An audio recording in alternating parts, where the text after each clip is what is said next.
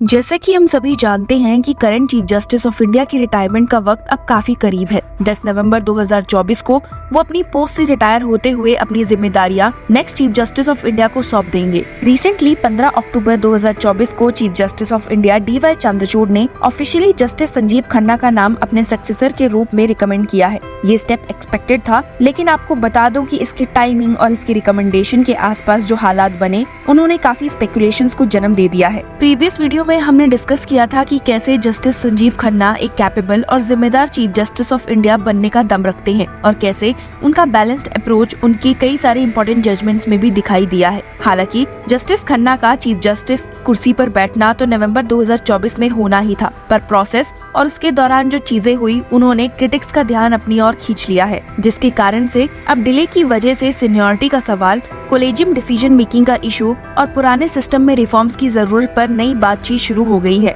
आपको बता दूं कि इंडिया के जुडिशरी सिस्टम में नेक्स्ट चीफ जस्टिस को चुनने का एक वेल एस्टैब्लिश्ड ट्रेडिशन फॉलो होता है। मेमोरेंडम ऑफ प्रोसीजर यानी कि MOP के हिसाब से आउटगोइंग चीफ जस्टिस को अपने सक्सेसर के लिए सीनियर मोस्ट जज को रिकमेंड करना होता है। ये सीनियरिटी प्रिंसिपल इंश्योर करता है कि जुडिशरी में एक स्मूथ ट्रांजिशन हो सके। MOP के मुताबिक the appointment to the office of the chief justice of India should be of the senior most जज of the supreme court considered fit to hold the office. इस process का purpose ये होता है कि जुडिशरी की इंडिपेंडेंस बनी रहे और कोई पॉलिटिकल इंटरफेरेंस ना हो। लेकिन क्रिटिक्स का मानना है कि chief justice of India DY Chandrachud का जस्टिस खन्ना को रिकमेंड करना उस प्रोसेस में काफी डिलेस और कंट्रोवर्सी से घिरा रहा है। जब लॉ मिनिस्ट्री को चीफ जस्टिस ऑफ इंडिया का रिकमेंडेशन चाहिए होता है, तो वो 1 महीने पहले चीफ जस्टिस ऑफ इंडिया को रिमाइंडर भेजते हैं। इस बार भी union law minister Arjun Ram Meghwal ने chief justice of India DY Chandrachud को एक फॉर्मल लेटर भेजकर उनसे उनके सक्सेसर का नाम पूछा था। सब कुछ रूटीन में लग रहा था, पर असली रिकमेंडेशन अक्टूबर के मिड तक आई, जबकि चीफ जस्टिस ऑफ इंडिया का रिटायरमेंट 10 नवंबर 2024 को होना था। इस बात को नोट करते हुए क्रिटिक्स ने जस्टिस खन्ना के रिकमेंडेशन में लेट होने से काफी सवाल खड़े किए हैं। कुछ रिपोर्ट्स कहती है कि CJI DY चंद्रचूड़ एक बड़ा और यूनिक स्टेप लेना चाहते थे। वो एक सीनियर एडवोकेट को डायरेक्टली सुप्रीम कोर्ट में अपॉइंट करने का सोच रहे थे। नाम ना बताते हुए क्रिटिक्स ने कहा है कि ये एडवोकेट गवर्नमेंट ऑफ इंडिया के प्रोमिनेंट लॉ ऑफिसर्स में से एक है और चंद्रचूड़ कंसेंसस बनाना चाहते थे अपने फेलो कोलेजियम मेंबर्स के साथ। लेकिन ये अनयूजुअल मूव एक रीजन था डिले होने का। क्रिटिक्स ने ये भी कहा है कि कोलेजियम के कुछ मेंबर्स जैसे जस्टिस BR गवई और जस्टिस ऋषिकेश रॉय इस रिकमेंडेशन को लेकर थोड़े हेजिडेंट थे। उनका मानना था कि इतना बड़ा डिसीजन चंद्रचूड़ के रिटायरमेंट के इतने करीब नहीं होना चाहिए और ये डिसीजन उनके सक्सेसर जस्टिस खन्ना के हाथ में छोड़ देना चाहिए। एक former chief justice of India ने इस पर कहा है, while there is no written rule that bars an outgoing chief justice of India from making appointments when they are about to retire, the predominant view is that such decisions should be left to the incoming chief justice. That has been the convention. ये convention न सिर्फ appointments तक सीमित है, बल्कि judiciary के long term decisions पर भी लागू होता है, जो कि फ्यूचर में जुडिशरी पर बड़ा असर डाल सकते हैं। इंटरेस्टिंग बात ये है कि CJI DY चंद्रचूड़ ने खुद एक ऐसा ही स्टेप 2022 में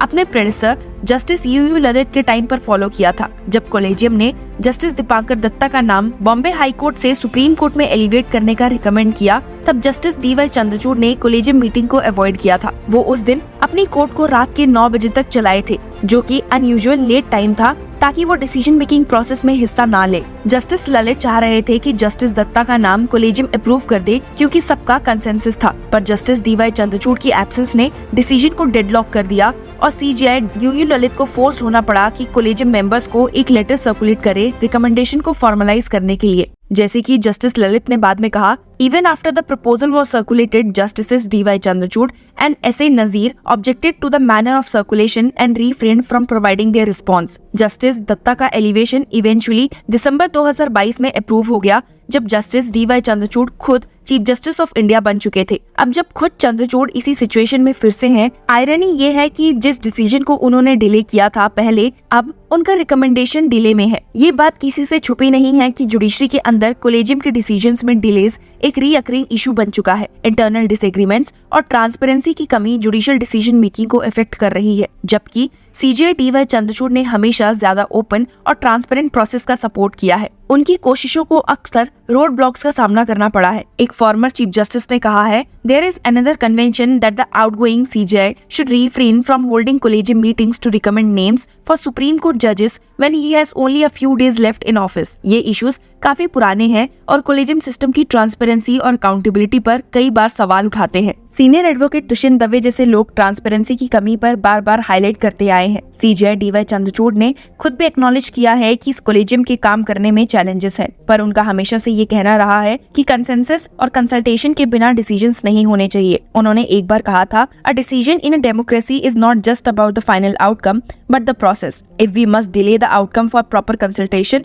देन सो बी इट। हालांकि इतने सारे क्रिटिसिज्म के बाद सीजेआई के सपोर्टर्स का कहना है कि ये डिलेस फ्रस्ट्रेटिंग जरूर है, पर ये इंश्योर करते हैं कि डिसीजंस फेयरनेस के साथ लिए जाएं। अब जब justice Sanjeev Khanna next chief justice of India बनने जा रहे हैं, उनका रिकॉर्ड उनके साथ एक इंटीग्रिटी और कॉन्स्टिट्यूशनल कमिटमेंट का टैग लेकर आता है। जस्टिस खन्ना ने काफी लैंडमार्क जजमेंट्स दिए हैं, खासकर कॉन्स्टिट्यूशनल लॉ, ह्यूमन राइट्स और फंडामेंटल राइट्स के केसेस में। जस्टिस खन्ना का अप्रोच हमेशा बैलेंस्ड और डेमोक्रेटिक रहा है। उन्होंने जुडिशरी की ट्रांसपेरेंसी और अकाउंटेबिलिटी को लेकर काफी काम किया है, लेकिन ये देखना अब जरूरी है कि क्या वो कोलेजियम के प्रोसीजर्स और डिलेस को एड्रेस करते हैं या नहीं। जुडिशरी के लिए आने वाले दिनों में काफी प्रेशर रहेगा। जबकि सीजे डी.वाई. चंद्रचूड़ के डिलेस को लेकर क्रिटिसिज्म भी हुआ है, काफी लीगल एक्सपर्ट्स ये भी कह रहे हैं कि ये डिलेस जुडिशरी की इंडिपेंडेंस को मेंटेन करने के लिए जरूरी है। कुछ लीगल एक्सपर्ट्स का मानना है कि कोलेजियम सिस्टम के फ्लॉज के बावजूद ये सिस्टम जुडिशरी की ऑटोनॉमी को प्रोटेक्ट करता है। सीनियर एडवोकेट हरी साल्वे का कहना था, the delays may seem frustrating to some